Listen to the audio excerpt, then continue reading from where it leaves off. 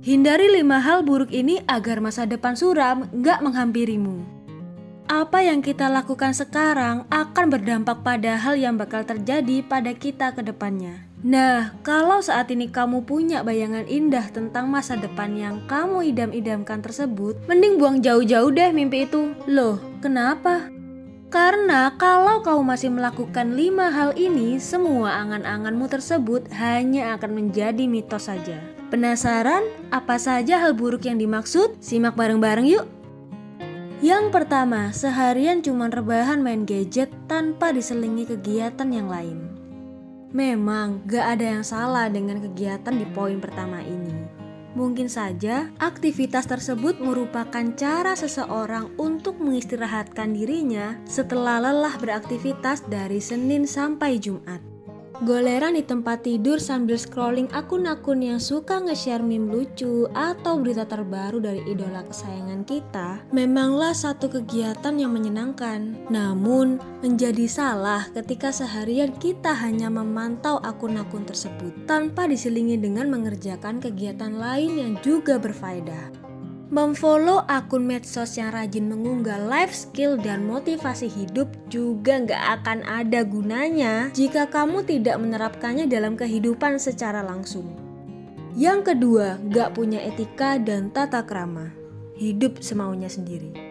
Poin kedua ini punya pengaruh besar loh dalam masa depanmu. Kalau dari saat ini saja kamu sudah memiliki sifat dan kebiasaan buruk, sangat mungkin di masa depan nanti kamu akan sulit mendapat pekerjaan. Mengapa bisa begitu? Di dalam dunia kerja, skill atau keahlian memang merupakan satu hal yang sangat diutamakan. Tapi attitude yang baik serta didukung kemampuan sosial yang mumpuni juga sama pentingnya ketika kamu baru mulai bekerja loh. Tidak akan ada perusahaan yang mau bekerja sama dengan orang yang dikenal punya etika dan tata krama yang buruk. Ingat itu. Yang ketiga, menolak belajar hal baru di luar keahlian masing-masing. Poin selanjutnya ini penting banget untuk diketahui oleh siapapun. Entah itu untuk yang masih menempuh pendidikan ataupun buat yang lagi sibuk mencari pekerjaan baru. Dimanapun itu, jangan cuma mencari pekerjaan yang seolah-olah hanya terbatas pada lingkup jurusan yang pernah kita geluti saat masih sekolah ataupun kuliah. Mungkin kamu sering mendengar kalimat motivasi seperti kita semua harus berani keluar dari zona nyaman. Nah, hal itu memang benar adanya. Sebab di situasi apapun itu, kita memang harus berani belajar hal baru di luar spesialis kita agar dapat survive dengan keadaan dunia yang terus berkembang.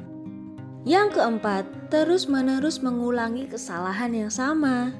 Jangan menunda untuk segera merealisasikan rencana hidup yang telah kamu susun sebelumnya. Karena walaupun tidak semua hal yang kamu rancang bakal berjalan sesuai dengan angan-anganmu, setidaknya kamu telah melakukan perubahan kecil dalam hidupmu. Hal itu lebih baik daripada terus-menerus mengulangi kesalahan yang sama. Misal, hari ini kamu berencana untuk belajar bahasa baru.